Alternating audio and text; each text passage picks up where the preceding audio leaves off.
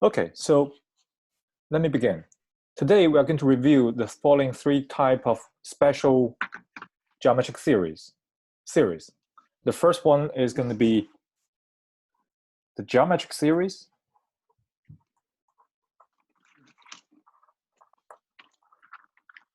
The second one is going to be the telescoping. The third one is kind of optional, but it's going to be a harmonic series. And the perspective I'm going to take on this is through the integral test, kind of ahead of the schedule, but I want you guys to see this before we actually learn it in class. Okay, so that's the plan for today. Okay, so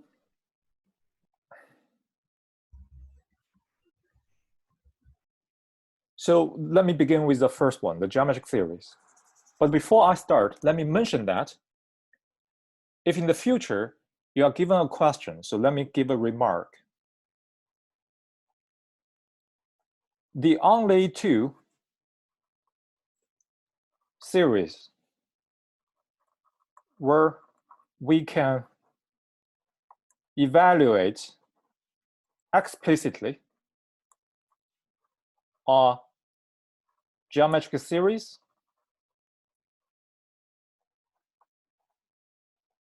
and the telescoping series.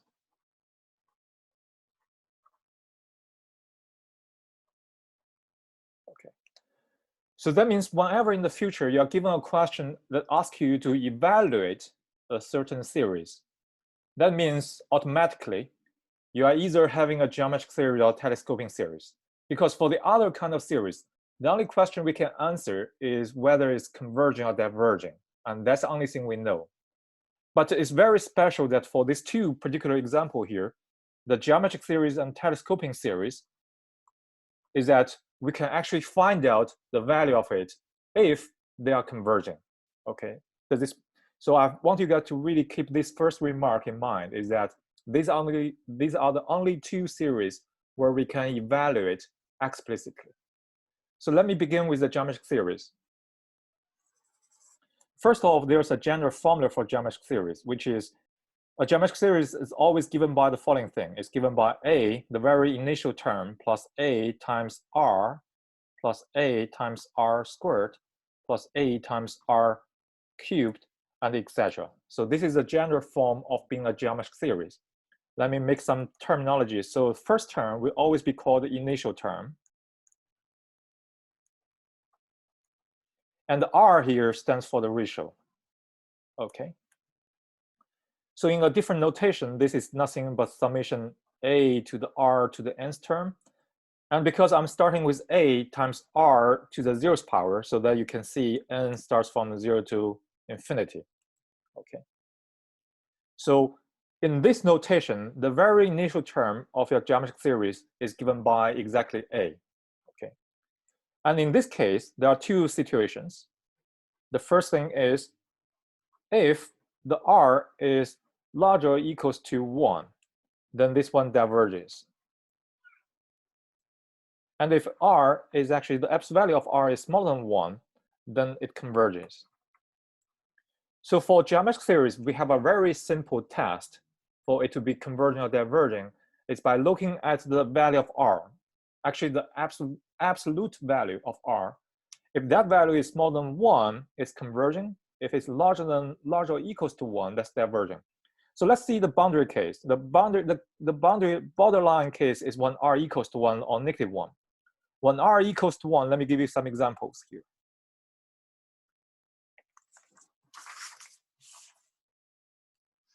Okay. So when R equals to 1, what does this series look like? The series looks like A plus A plus A plus A for infinite many terms, right? This series will never be converging unless A equals to 0, which is very trivial, right? I mean, if A is 0, there's nothing to be talked about. You have a bunch of zeros added together. But whenever A is non-zero, if R equals to 1, this will either go to positive infinity or negative infinity. Does it make sense? So it goes to plus or minus infinity. Hence, it's diverging. In the other case, if r equals to -1, what you have is a minus 1 plus a minus a plus a, and so on and so forth. And this goes to somewhere, right? But you can see that this is actually a oscillation series, right? It's kind of oscillating because the partial sum, the very first, the S1 equals to A, the S2 equals to 0, the S3 equals to A again, okay? And since it goes like this, so it's always oscillating between A and 0 for its partial sums.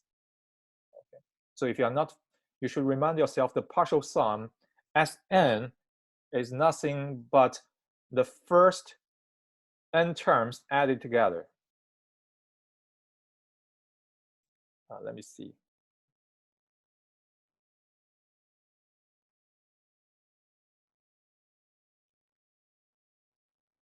So Brian, I don't.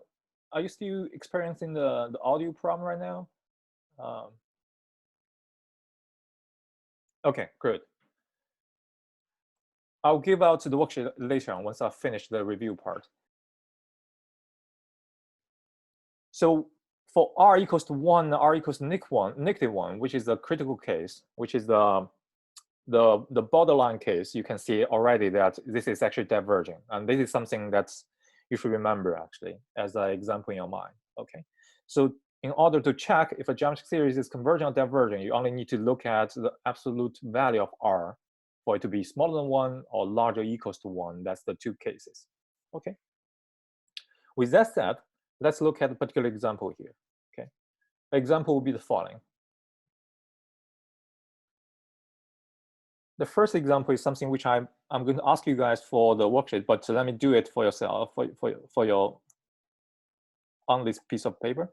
Is that what is the value of 0.9999 ...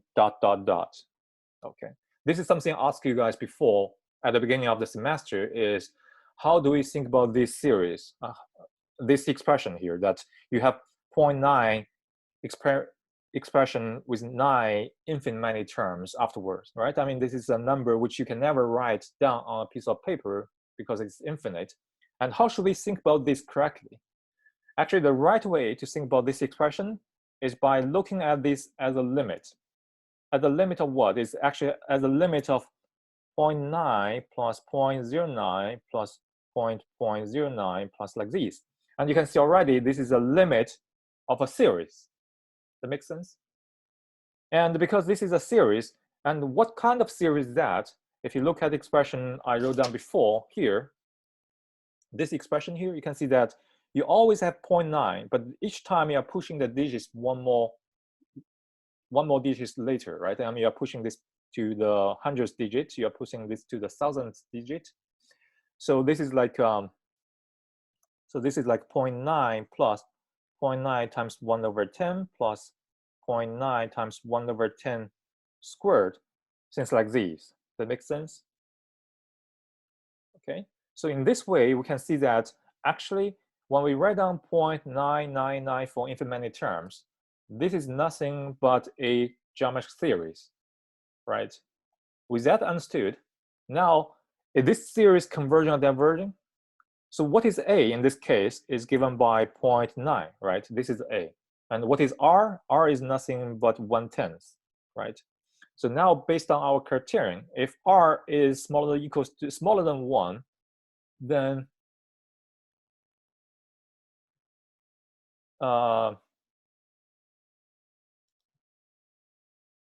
if R is smaller than 1, this one is converging here.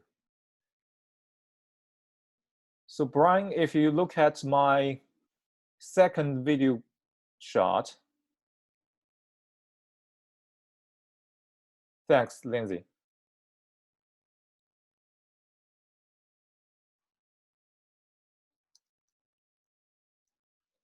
Okay, so if you look at these, you will be able to see that actually this one is converging because R in this case equals to 1 over 10, which is actually smaller than 1.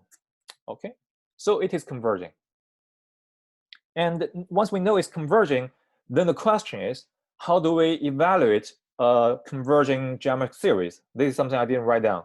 If it's converging, then summation A times R to the nth power, n goes from 0 to infinity, actually equals to a, the initial term, over 1 minus r if converging. Okay, you see that this is the initial term, and this is the ratio here. Okay, so with these two information given, you can actually evaluate a converging geometric series. And in our case, then the summation is given by 0.9, which is my initial term for this expression, for this geometric series, over 1 minus the ratio, which is 0.1, right? It's 1/10. So what you get actually equals to 1. Okay, and this is a justification that the expression 0.99999 actually infinite times actually equals to 1, which makes sense because if they're not equal, then there must be some number in between 0.99999 and 1, right?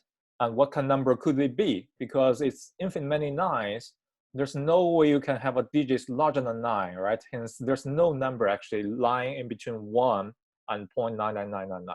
Hence, they're the same. That makes sense? So this is intuition here. But we have a very mathematically rigorous way to prove that using the language of geometric series. Okay.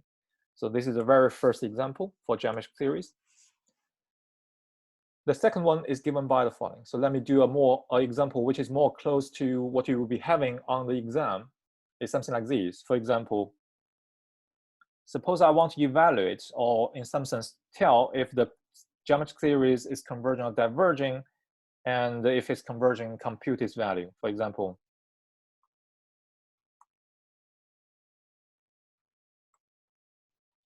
example could be something like this. Okay, that is, the summation of n goes from 1 to infinity with 9 to the minus n plus 2's power times 4 to the n plus 1 power. Okay. So first of all, suppose you are given an expression and they ask you to do something about converging or diverging. And whenever you see something like this, I mean, the first idea is we know it's going to be something related by the geometric series, because each time when you increase n from n to n plus 1, there's a fixed ratio increment for each term. So this has to be a geometric series. That's something you have to understand. So first of all, this is a geometric series. Okay, convince yourself why this is true by looking at what happens if n is changed into n plus 1. So if this term is changed into n plus 1, so is this one, then you are adding a term. You are actually increasing minus 9 times 4 to it each time. So there's a certain fixed ratio to it. Okay. And second thing is, if you convince yourself this is geometric series, the next thing is to do something algebraic to manipulate the series into something that looks like the form I have written down here, is by written it as something like this. Okay. Find out what is the A and find out what is the R. The easiest way to do this is actually by writing down the first few terms. Let's do that. So what happens when, what's the very initial term here is indicated by this lower index, which is n equals to 1. Remember, this is not n equals to 0. It could be anything here, okay? But it tells you what's your very first term, because the very first term corresponds to n equals to 1. So A equals to 9 to the minus 1 plus 2 times 4, 1 plus 1, which equals to 9 to the 1 times 4 to the second power, which equals to 16 times 9. And that equals to, I guess, 6 times 9 equals to 144. Okay, so this is very first term. And what's the very first, second term? A2 equals to 9 times minus 2 plus 2 times 4, 2 plus 1, which equals to 9 to the 0 times 4 to the third power, okay, which equals to 16 times 4, which equals to 64, okay? So with this very first term, two terms, you can actually compute what is A and what is R, because A just equals to A1, which equals to 144, right? That's your very first initial term. So this tells you the initial term. And what is the ratio? The ratio is nothing but A2 over A1, right? I mean, the ratio is just the quotient. If you look at this expression here, how do you, if you know A1, if you know A2, then the ratio is nothing but their difference, right? I mean, their ratio, literally speaking, is the ratio between the first two terms. So this actually equals to 64 over 144, which equals to 4 over 9, if you be careful with the computation here. Okay. So with these two computations, actually, we know everything about the geometric series now. We know the initial term, we know the R, we have every information we want about geometric series. So the only thing that we are interested in now is if it is convergent or not. But you can see that R is actually smaller than 1, right? The absolute value of it is smaller than 1. Okay, it's positive, it's smaller than 1. So this infers that it's converging. Okay, so we know it's a geometric series from just by looking at the form, and then we know it's a converging geometric series. Actually, we know what's the initial term and what is R. The third term is to find out the value of it. So the summation of n equals to 1 to infinity, 9 to the minus n plus 2 times 4 to the n plus 1 actually equals to the initial term over 1 minus R, if it's converging, right? So to answer Lindsay's question here, can we rewrite based on the exponents and solve from there? Yes. Let me finish writing this down and tell you how to do that exactly under Lindsay's suggestion here. Okay. So from here we know it's going to be 141 over 1 minus 4 over 9, which is actually 5 times 9 over times 144. Okay. I won't be computing this more explicitly, but you know, you have an understanding how to do that later on, okay? So let's do under the way that Lindsay suggested is by doing the following. So how can we rewrite 9 to the negative n plus 2 times 4 times n plus 1 in a different way? The way to do this under that expression is by isolating 9 to the second power times 4 to the 1 first outside, because this two index exponents doesn't change according to n. We want to isolate the exponents which change correspondingly with n. So what remains is 9 to the n and 4 to the n, 9 to the negative n and 4 to the n. And both of these two terms change according to n, right? That's what we want. So then we group them in the following way, is that we have 4 times 81 times 9. Because the negative sign here, this becomes 4 over 9 to the nth power. That makes sense? Okay. So once you have these, the only thing I have to remind you about this particular approach is that then what the original expression looks like is the following. Is summation n goes from 1 to infinity. I guess this is going to be 32, so 324 times 4 over 9 to the nth power. But be careful. There's one thing you have to be careful. What is a very initial term doesn't correspond to 324, because your very first term corresponds to n equals to 1 here. Okay. So that means when you do the summation formula from geometric series, you are not going to write like these. This will be wrong, okay? Because this is not the initial term. Okay. What is really initial term is when n equals to 1, which is 324 times 4 over 9 over 1 minus 4 over 9, which gives you the right answer.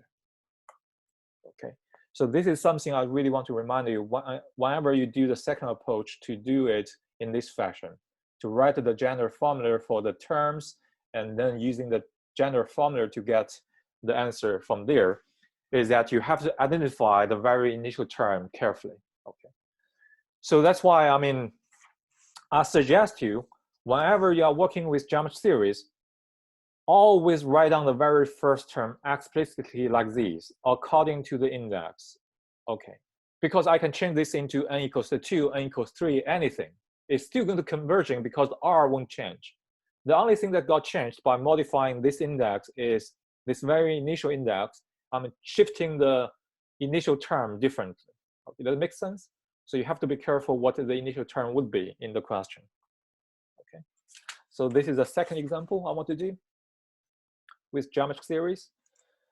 So that's a general kind of question you will be having on geometric series. For example, you could also have something like this, maybe like 9 to the negative 2n, 4 to the 3n, things like this. For example, n equals to 1 to infinity. Then using what we just saw, and we can actually rewrite this term as 9 to the negative 2 to the nth power times 4 to the third power times n. And then you can do this as 4 to the third power over 9 to the second power to the n. And you can see that this is going to be converging because what is R here is given by 4 to the, actually this one is diverging now. It's still converging, sorry. It's given by 64 over, let me see.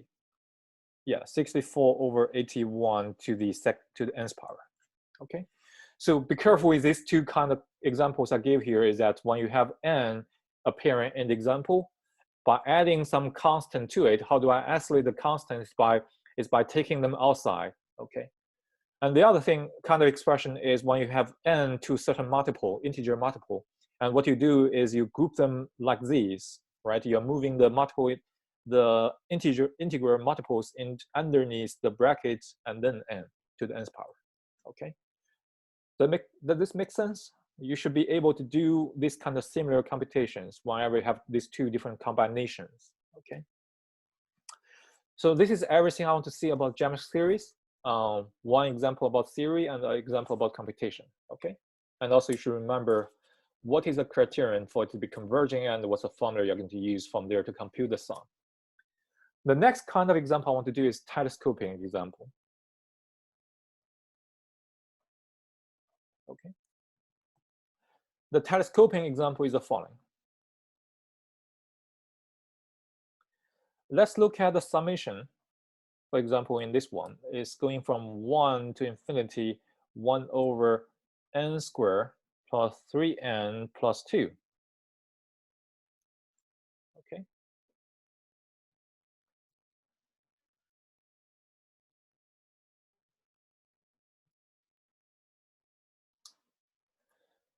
So what we have here actually is the following question.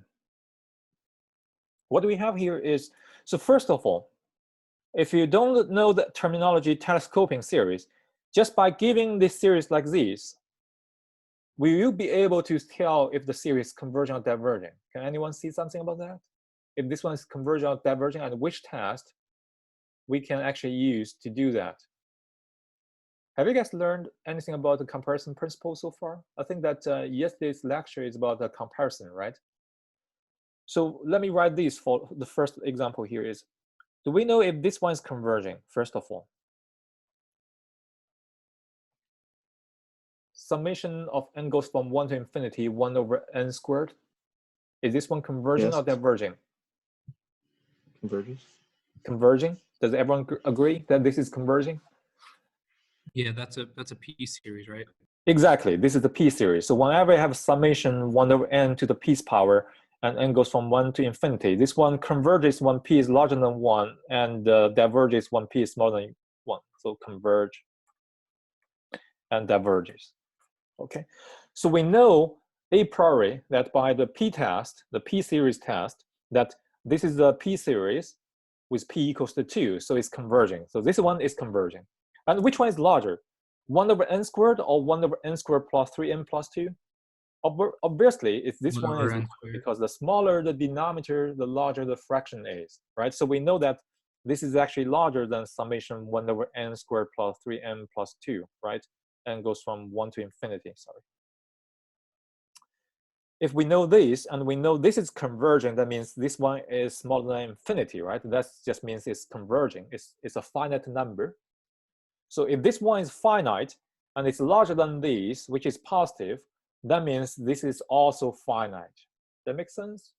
By using comparison principle. So you should be able to using p-series test and also comparison principle to tell that this one is converging. Okay, so we know it's converging from this reason, for this reason. But the reason why we understand telescoping series better is because we can actually find out what the limit is for this kind of series. Suppose you can find out the limit is finite, you don't have to argue anything like this to see it's converging, right? So let me show you how to do that. And this is based on our understanding of partial fractions. So whenever you have 1 over n squared plus 3n plus 2, we know that this actually equals to 1 over n plus 1 times n plus 2, right? This is just factorization of the denominator into n plus 1 times n plus 2, right?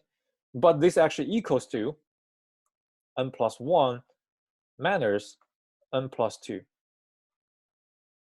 Okay, I'll just leave the equation here for you to pause a little bit to see why this is true. One way to check that is by just cross multiplication, and you can see that you get n plus 2 here, you get n plus 1 here, and their difference is 1, which is equals to 1 here. So that's why they are equality. Or you can solve for partial fraction, which is the partial fraction expression template for this is something like this, right? And you can solve that solve for this to be equal, and you will see that a equals to 1 and b equals to -1. So this is another reason why we study partial fraction, is that it will be helping us to determine the limit of certain series, which is called the telescoping series. So that's why these are very special. Okay, so parallel to geometric series, which is the most important series you'll be learning this semester, the telescoping is another very interesting one in terms of finding numerical values for it. Okay, so this part I will leave it to you. So partial fraction. Okay. So once we know that, then what does this summation looks like? The summation is n goes from 1 to infinity, 1 over n plus 1 minus 1 over n plus 2, right? Term by term. So let's write this out explicitly. The only way to find out the limit is by writing out the very first few terms. So what's the very first term? When n equals to 1, the term here is 1 over 2 minus 1 over 3, right? And then the second term, when n equals to 2, you get 1 over 3 minus 1 over 4. And the third term is 1 over 4 minus 1 over 5, and dot, dot, dot, etc., right? You have the following expression. The interesting thing here is that when you see that for the very bracket, the very first bracket, you have -1 over 3rd. And for the very second bracket, you have 1/3, which is positive. So these two cancel each other, right? And then so you can also cancel 1 over 4 with 1 over 4.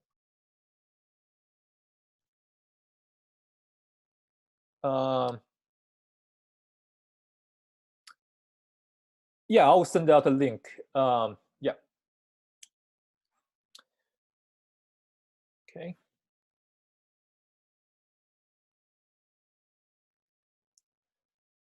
Okay, so this is actually the, yeah. So this is going to be a cancellation. So you can see from here that, and you can see from here that you have 1 over 5th canceling to the next term, right? You can imagine that there's something canceling 1 over 5th in the dots here, and so on everything here, right? So you see that with everything canceled out, let's imagine if everything got canceled out afterwards 1/3, what is the remaining term? The only thing that remains is going to be this one here. Does that make sense? So the value of this series actually equals to 1/2. Very interesting, right? I mean, if I'm telling you that, if I just give you expression like this and ask you to evaluate this expression for n goes from 1 to infinity, you'll be like, okay, what's going on? How can I do something like that? There's no way I can compute it, right? But, excuse me. So, but if you actually write it out carefully, you can see that almost everything got canceled out. the only thing remains is 1/2. Actually, the value of this thing is just 1/2. And all that is because we have partial fraction, right? I mean, this is a very useful technique in terms of computing telescoping series. So let me give you another example to illustrate the power of this method for telescoping series. And usually you will see that the telescoping series very easily because the expression you have. Okay.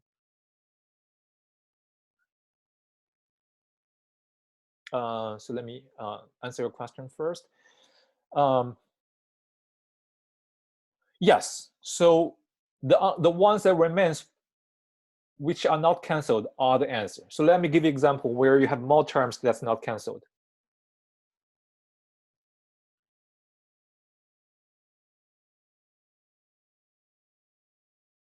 Okay, let's look at the following expression. Summation, let's see, 4 over n squared plus 4n plus 3. Okay, n goes from 2 to infinity. Let's do something like that. Okay, so in this case, we have another expression. And suppose I ask you to evaluate the series. Okay, the logic in your mind should be the following. First of all, what we know by my very first remark that the only two series where we can actually evaluate are geometric series and telescoping. Does this one looks like a geometric series? No, right? This is definitely not going to be a geometric series. So that means you are going to think about this as a telescoping series. Whenever you see evaluation, okay, whenever you are asked to evaluate a series, that means they have to be these two types, okay? And this is going to be a telescoping series, okay?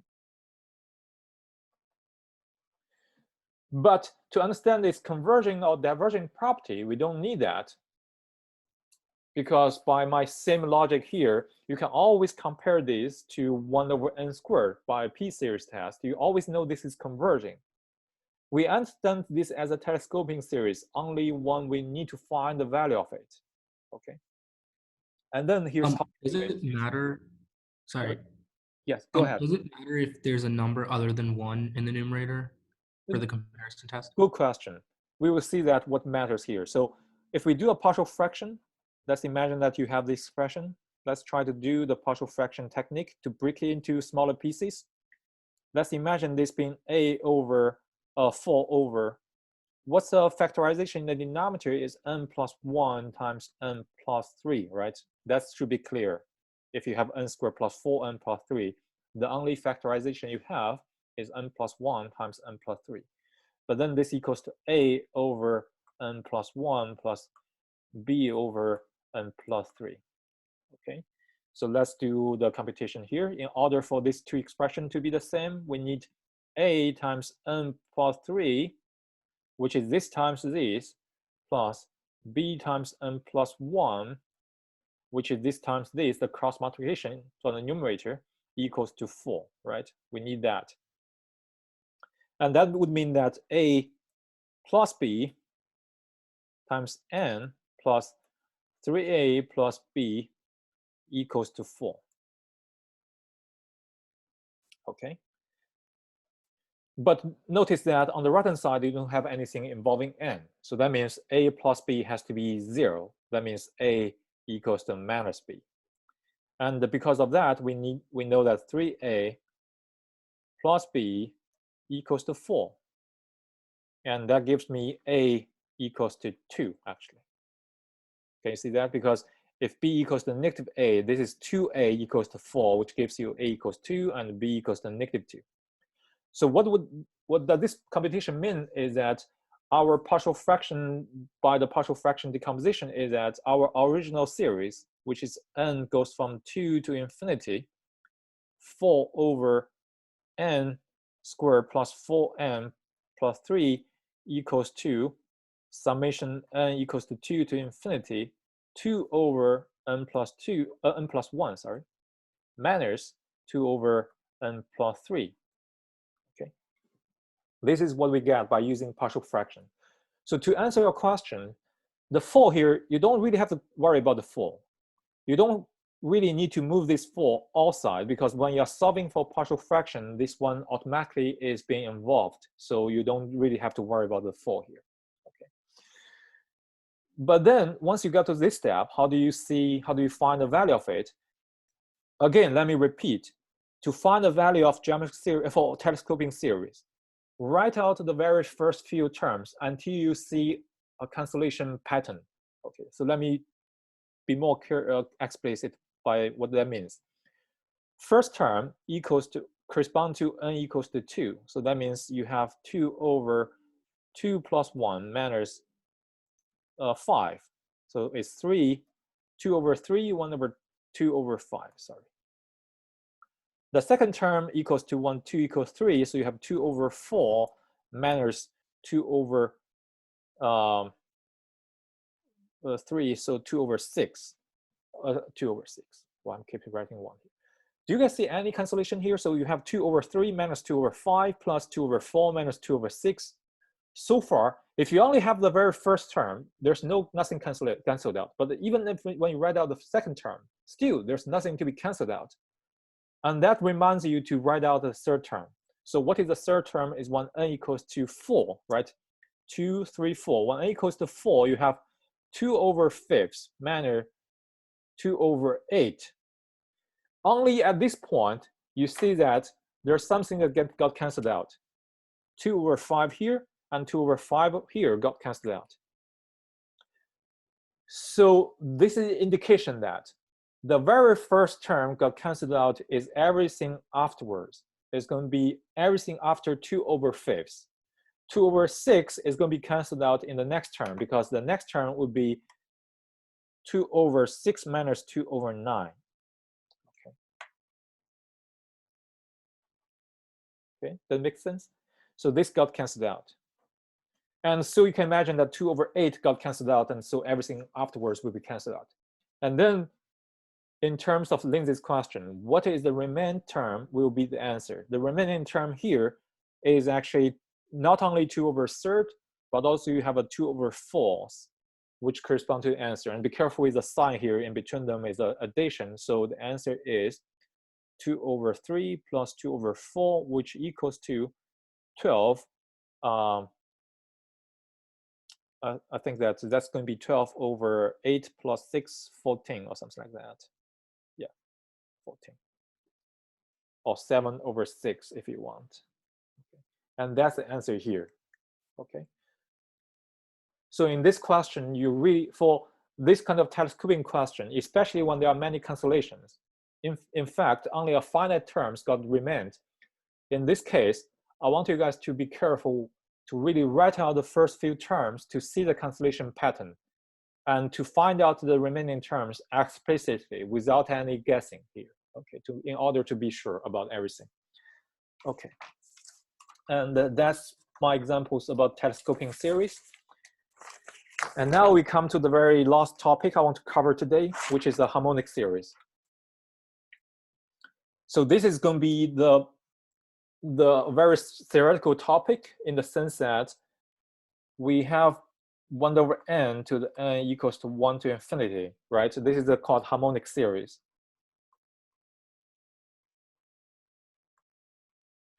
The reason why we want to understand this is because this is going to be the borderline case for the p-test, because this is the p series, and the p in this case corresponds to p equals to 1, right? And we know that this actually is a borderline case from being diverging to converging, meaning if p is larger than 1, you get converging cases. And when p is small or equals to 1, you get diverging cases, okay? But how should we understand this? How do we know if this is diverging or converging? So I'm going to exhibit 2 different approaches to prove that. The first approach is very tricky, but not very enlightening. It means the following. So we write out the first few terms. 1 plus 1 over 2 plus 1 over 3 plus 1 over 4 plus 1 over 5 plus 1 over 6 plus 1 over 7 plus 1 over 8 plus 1 over 9 plus 1 over 10 plus 1 over 11 plus 1 over 12 plus 1 over 13 plus 1 over 14 plus 1 over 15, so on and so forth. Be careful. If you look at the way I'm grouping it, Okay. I'm grouping the terms in the following. So this is method 1. I believe that Dr. Chadwick will be telling you guys in this way, is that I'm grouping it in the following fashion so that each of the term here is actually smaller than 1. Because this is smaller than 1, right? Does that make sense? Because this is smaller than 1/2. Okay. And so every of this term is smaller than 1/4. And how many terms you have here? 1, 2, 3, 4. So everything here combined is smaller than 1. Does that make sense?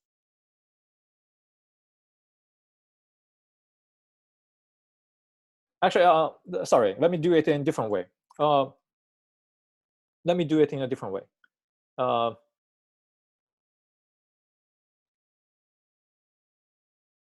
Let me do the following. Is that, oh, sorry, let me do the following. Is that the first term is larger than 1/2.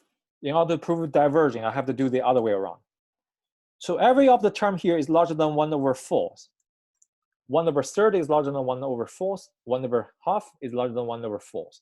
So because these two terms both are larger than 1/4, two terms combined is larger than 1/2. That makes sense? And because every term here is actually larger than 1/8, so how many terms here we have? We have 4 terms. So 4 times 1/8, so this is actually larger, equals to 4 times 1/8, which equals to 1/2. And similarly, how many terms here you have? You have 8 terms, and each of them is larger, equals to 1/16. So this is larger than 1/2. Okay, so the tricky way to prove the fact this is diverging is by grouping it cleverly into small groups so that each smaller group is larger than 1/2. And how many groups you could have? Because this is the infinite series, you have infinite many groups like these. If you have infinite many groups like these, and each of them is larger than 1/2, they combine to be larger than infinite times 1/2, which equals to infinity, intuitively speaking. Does that make sense? So this is the very first way to prove that this is diverging. But that's not the point for today, what I want to see today, actually. I want to tell you actually about the method 2, which is called the integral test. Okay. The idea of this is very easy to understand. If I draw a function here, what is a harmonic series in the sense is that if I'm drawing the following, so if I cut it into smaller, if this is 1, 2, 3, 4, 5, 6, and so on, right? So each of the term correspond to the following. Suppose this is the first term. Suppose this is 1, okay? This is 1/2. This is 1/3. This is 1/4.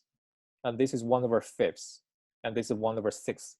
You see that to find out the summation of 1/n from 1 goes to 1 to infinity is the same as find out the combined area of all the rectangles like these. That makes sense? So the total area of rectangles like these is given by summation 1/n, n goes from 1 to infinity. This is the first thing we know from the picture, okay? But now I want to do the following. Can I find out a function which pass through all these points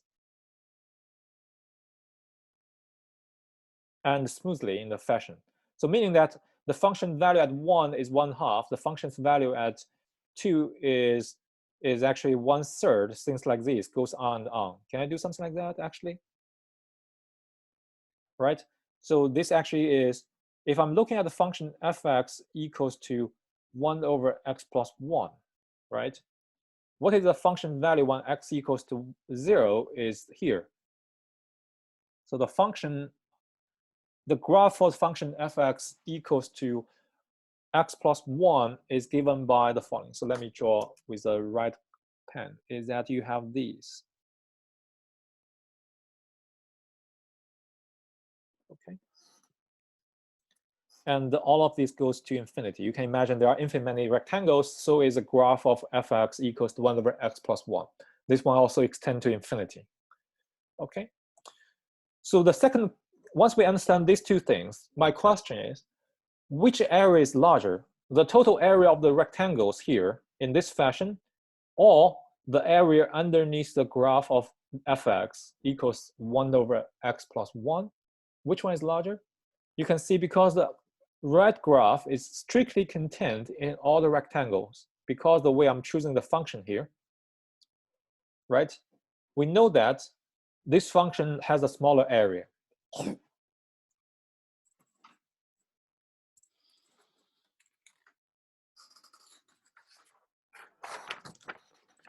Right, excuse me. You can see that this is going to be something like this.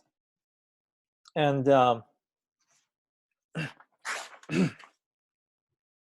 so we know that the area of this one is actually smaller. So let me see the following. So 3, we know that the area of the graph of the area of the function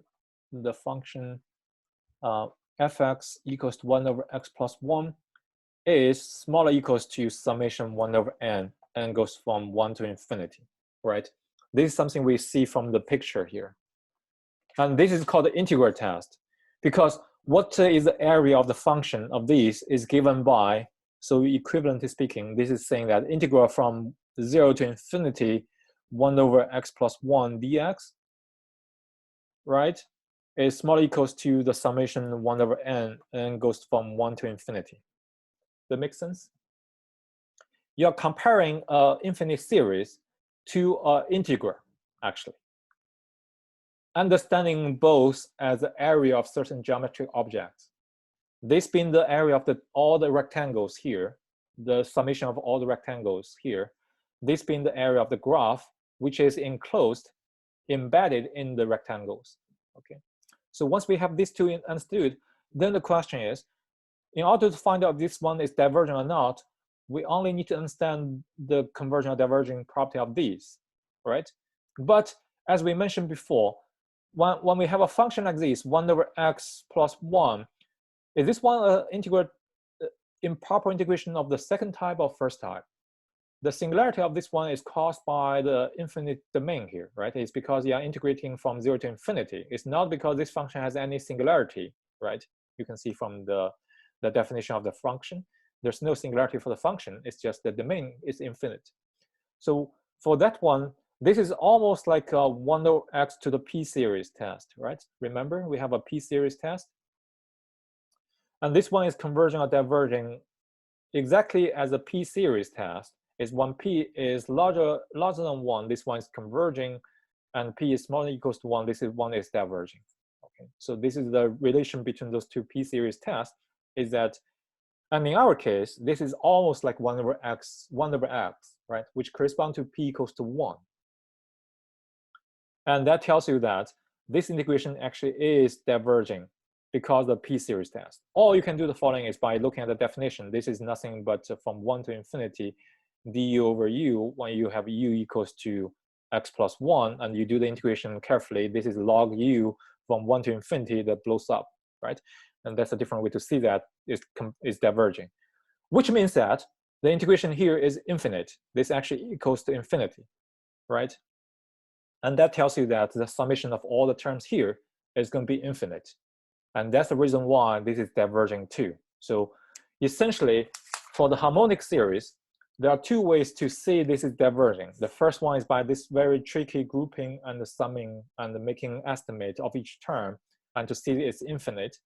The second way is by using the so-called integral test to do this computation here, okay? And another thing related to the exam I want to mention is that generally speaking, integral test,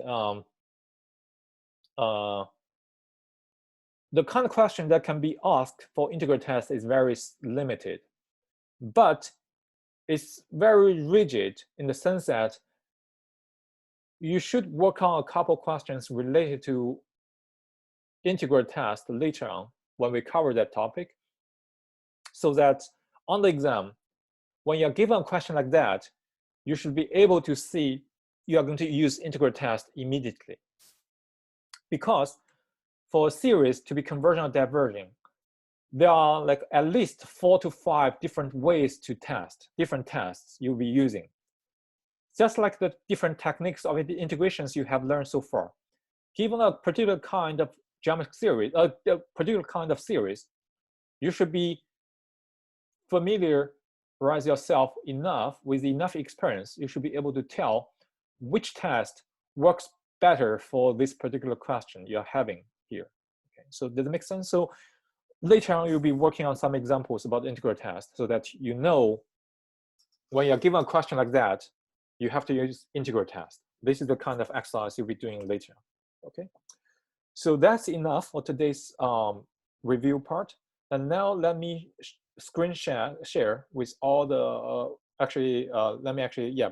I'll be posting the worksheet for you guys on the screen so you can see it. And also, at the same time, I'll be sending out the email containing the worksheet for you guys. So you can see from now that there's a worksheet 9.4. Let me see if I can make it smaller so you can see all the questions. This time you have 5 questions, so I'll make it due on this Thursday to turn it in to me. Okay, so before Thursday, you'll be turning this worksheet to me. And also you want to work on this because this will be questions similar to what you'll be having on the quiz.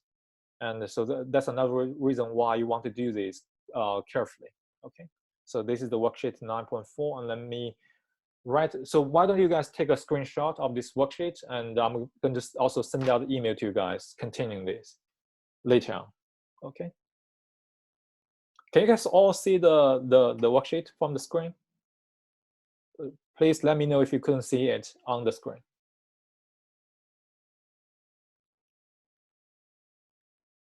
Oh, sorry.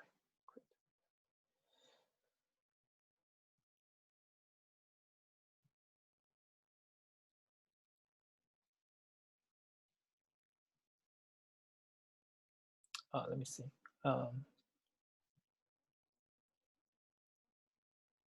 Okay, perfect. So now let me stop sharing, and I'll be sending out the email, and that's the end for today's review, actually. Oh, sorry, I shouldn't be stopping it, but I would just be online, actually, waiting for you guys to ask me questions, and you can always stop me, just drop me a question whenever you have one, and we can work from there, okay? So do you guys want me to actually break you guys into groups so you can discuss together? Or you guys can do it on your own, actually? Which one do you guys prefer? I break you guys into groups and work on the worksheets, or you can just do it on your own, like freely?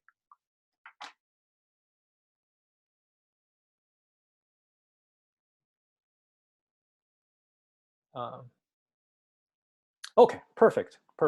So I'll just let you guys, let's call it on the day, and I'll be online, and just drop me a question either on the Zoom or on email whenever you have a question. Okay, so let me stop sharing and we can do from there. Okay, perfect. Have a good day, you guys. Enjoy the worksheet. And let me, before I stop saying anything, but let me see that this part you guys are learning right now, the geometric series, the telescoping series, and all the techniques for testing converging and diverging will be the most hardest part for the remaining part of the semester. So once you finish all these, everything else should be relatively easier. So currently you're experiencing the hardest part of the semester, actually. So if you don't think this is hard, that means you should be okay for the remaining part of the semester already. Okay, that's a comfort. Okay, yeah. So